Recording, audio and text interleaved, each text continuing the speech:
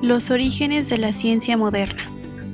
En la primera mitad del siglo XVII, el problema del método científico fue retomado por varios pensadores.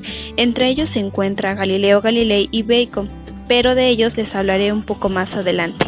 Gracias a las diversas aportaciones que dieron, se llegó a soluciones que propiciaron el desarrollo de la ciencia y de las técnicas modernas.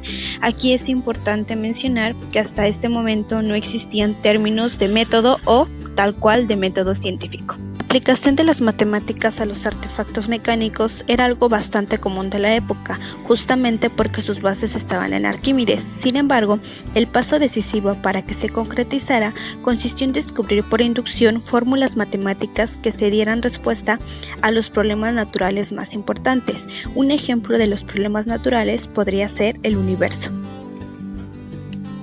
El primero en dar ese paso fue el alemán Juan Kepler, quien enunció, gracias a este descubrimiento, las leyes matemáticas del movimiento de los planetas y quien adoptó como base la observación astronómica con su método inductivo matemático. Ahora hablaremos un poco sobre Galileo Galilei, quien nació en Pisa el 15 de febrero de 1564.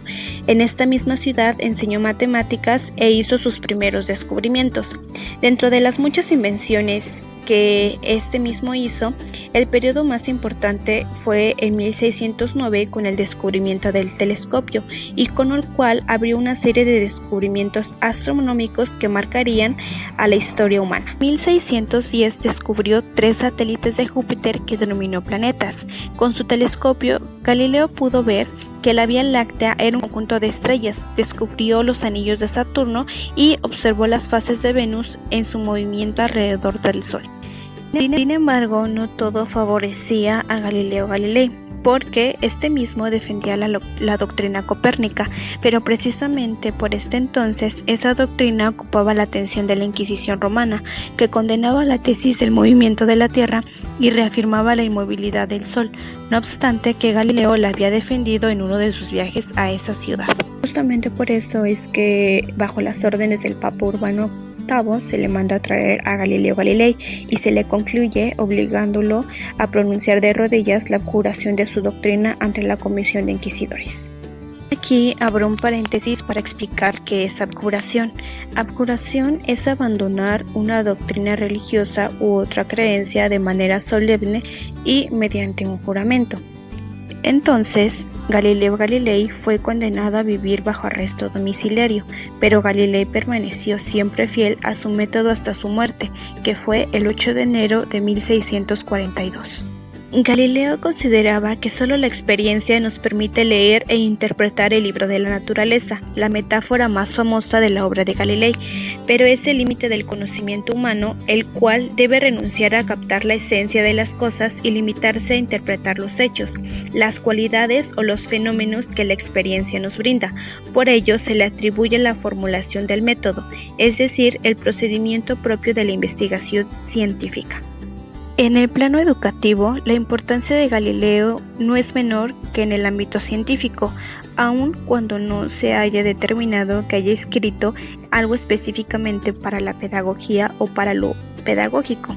En efecto, su concepción del saber lleva necesariamente a concebir como base de toda educación a la experiencia real y su justa interpretación, algo que a lo largo de la carrera de pedagogía hemos visto con diversos autores. Ahora hablemos un poco de Francis Bacon, quien nació el 22 de enero de 1561 en Londres, siendo su padre Sir Nicholas Bacon, Lord del Gran Sello de la Reina Isabel.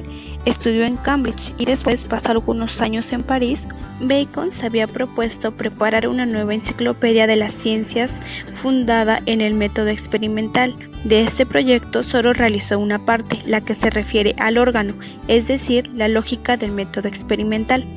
En la segunda parte de su proyecto empieza afirmando que el carácter práctico y operativo de la ciencia tiene como tarea fundar y extender el predominio del hombre sobre la naturaleza.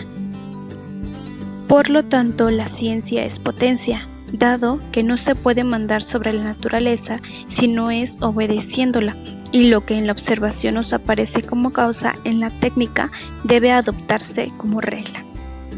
Bacon relacionó ciencia y técnica, contribuyendo de esta manera a crear la persuasión de la que la finalidad fundamental de la ciencia es volver al hombre señor de la naturaleza mediante una aplicación práctica de esta misma ciencia. Ahora, la verdadera función histórica fue pedagógica, justamente porque su método contiene preciosas indicaciones educativas, además que tomando en cuenta lo que les he compartido hasta este momento, fue uno de los pioneros para el método científico que actualmente cada uno de nosotros conocemos y que de una u otra manera hemos llevado a la práctica.